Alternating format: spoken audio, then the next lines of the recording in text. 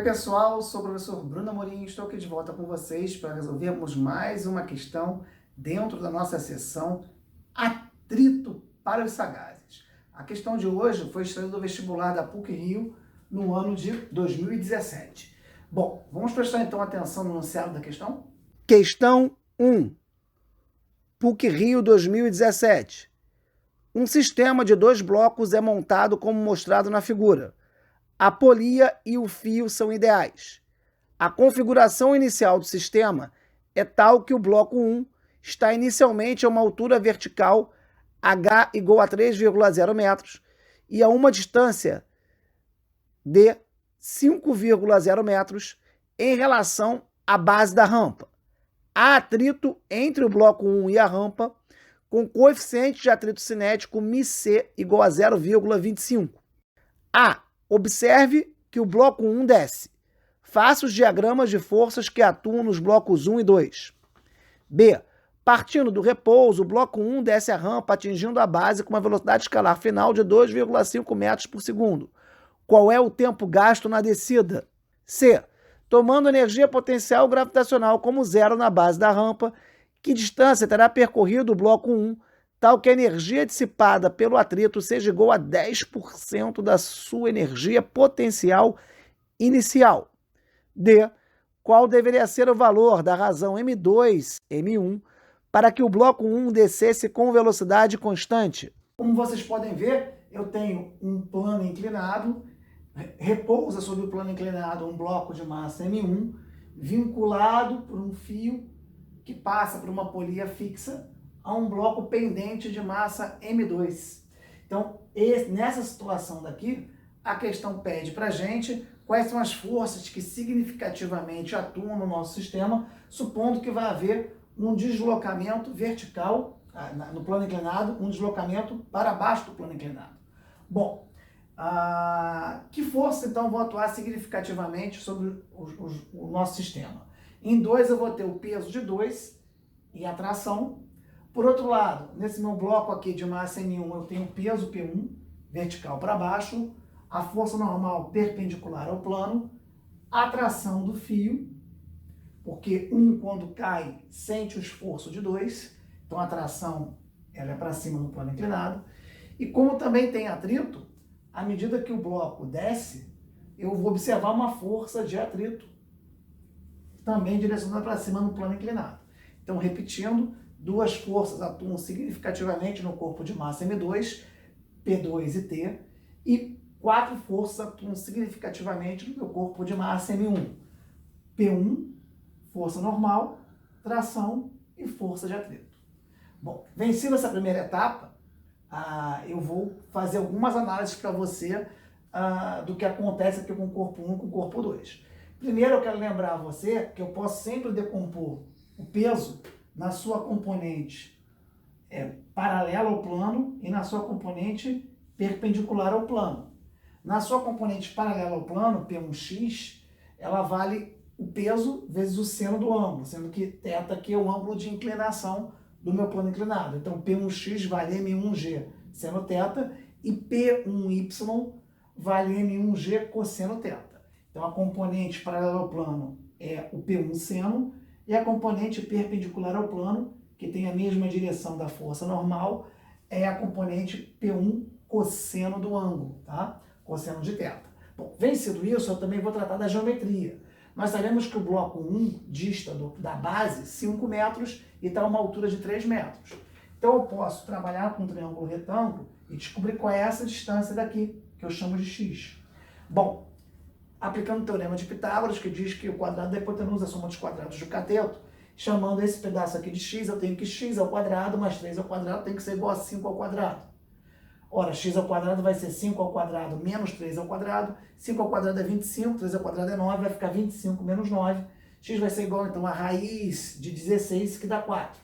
Bom, uma vez que eu descubro que x é 4, quem é o seno de θ? Cateto oposto sobre hipotenusa, 3/5. Quem é o cosseno de θ? Cateto adjacente, que é 4, sobre hipotenusa, 4/5. Então, tem o seno de θ e o cosseno de θ que vão ser importantes na sequência da questão.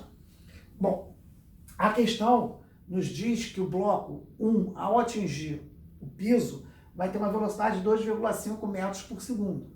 Com base nisso, ele quer saber quanto tempo dura esse movimento do meu bloco 1. Nós temos que lembrar que o meu bloco 1 vai estar sujeito ao movimento uniforme variado, com uma aceleração constante. Isso porque tanto a força de atrito, que a gente vai detalhar mais à frente, quanto o Px, quanto a tração, vão ter valores constantes. Então, se tem valores constantes, quando eu combino elas, a aceleração resultante também vai ser constante.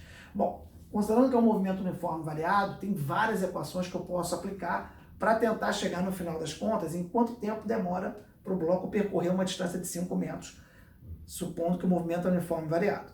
Bom, a primeira equação que eu vou fazer para trabalhar com vocês é a equação do Torricelli, que relaciona velocidade, aceleração e distância percorrida. Com que objetivo eu vou fazer isso? Encontrar a aceleração. Então a equação do Torricelli nos diz que V ao quadrado é igual a V0 ao quadrado mais 2A delta S. Parte do repouso, V0 é 0, o V final é 2,5, então vou pegar 2,5 ao quadrado, vai ter que ser igual a 2 vezes o A vezes o delta S. O delta S é de 5 metros. Bom, 2 vezes 5 dá 10, 2,5 ao quadrado é 6,25. Se eu dividir, então, 6,25 por 10, eu vou encontrar o valor da aceleração, que vai dar 0,625 metros por segundo ao quadrado. Esse é um cálculo intermediário para eu chegar no que a questão quer, que é o tempo para que o bloco chegue ao final do plano inclinado. Agora eu vou justamente aplicar a equação da velocidade em função do tempo para o movimento uniforme variado, que diz que V é igual a V0 mais AT. De novo, V0 é 0, porque parte do repouso. A aceleração eu encontrei aplicando a equação do Torricelli, 0,625, e eu sei que a velocidade final é de 2,5 metros por segundo. Então eu consigo encontrar o tempo para o qual a velocidade é de 2,5 metros por segundo, pegando 2,5 dividindo por 0,625. Se vocês fizerem essa conta, vocês vão encontrar 4 segundos. Então essa é a primeira maneira de eu encontrar o tempo que demora para o bloco atingir o topo, a base do meu plano inclinado. Então eu apliquei a equação de Torricelli e depois velocidade em função do tempo. Bom, um outro caminho é eu aplicar o conhecimento de que a velocidade média num movimento uniforme variado, ela pode ser dada pela média aritmética da velocidade inicial e velocidade final. Isso mesmo. Vn é igual a V0 mais Vf sobre 2, isso é válido se o movimento é uniforme variado. E Vm, que é a velocidade média, sempre é ΔS sobre ΔT. Então, eu posso usar aqui V0 mais Vf sobre 2, que só vale para o movimento uniforme variado, é igual à velocidade média. E por outro lado, o que vale sempre, que essa velocidade média é sempre ΔS sobre ΔT. V0 é 0, Vf é 2,5, 0 mais 2,5 sobre 2 vai ser igual a ΔS, 5 metros, sobre ΔT. Então aqui vai dar 1,25, e eu vou ter então que ΔT, aqui, eu vou fazer de duas maneiras aqui. 0 mais 2,5 é 2,5, né? Vou multiplicar aqui, 2 vezes 5 dá 10. Vou trazer o ΔT para cima e 2,5 para baixo. 10 sobre 2,5, 4 segundos. Bom, aqui é um resultado igual a esse resultado daqui. Tá? E também, uma vez que eu encontro a aceleração, eu posso, em vez de usar que V igual a V0 mais AT, usar justamente a equação da posição em função do tempo. S é igual a S0 mais V0T mais AT2 sobre 2. Se eu trago S0 para a esquerda, eu vou ter S menos S0, que é justamente o ΔS, igual a V0T mais AT2 sobre 2. Como V0 é 0, então eu fico que ΔS é igual a AT2 sobre 2. ΔS é 5 metros, o A eu encontrei, 0,625 sobre 2T ao quadrado. 2 vezes 5, 10. 10 sobre 0,625, se vocês fizerem a conta, dá 16. Se T ao quadrado dá 16, que vai ser igual a 4 segundos. Então, fiz questão aqui de usar todas as formas possíveis, 3 caminhos diferentes, para que vocês dominem todas as equações do movimento uniforme variado.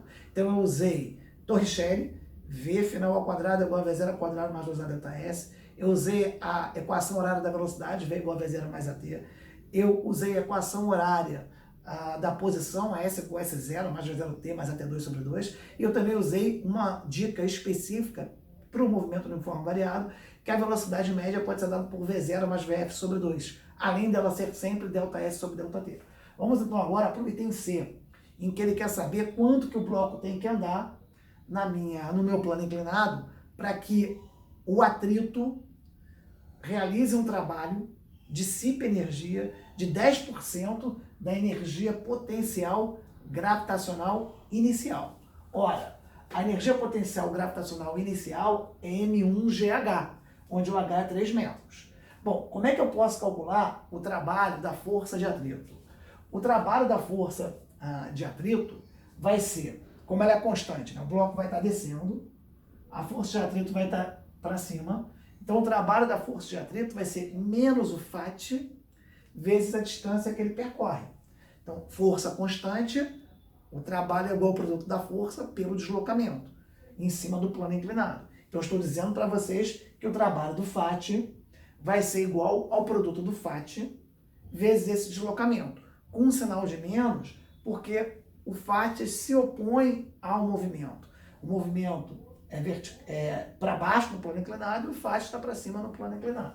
Bom, mas vamos avançar aqui então. Então o trabalho do FAT vai ser menos FAT vezes D. E quanto equivale a força de atrito dinâmica? É o produto do coeficiente de atrito, μc, pela força normal. Aí vem a outra parte, quanto vale a força normal? Se eu olhar aqui no meu diagrama de forças, eu sei que perpendicular ao plano, o bloco não tem aceleração.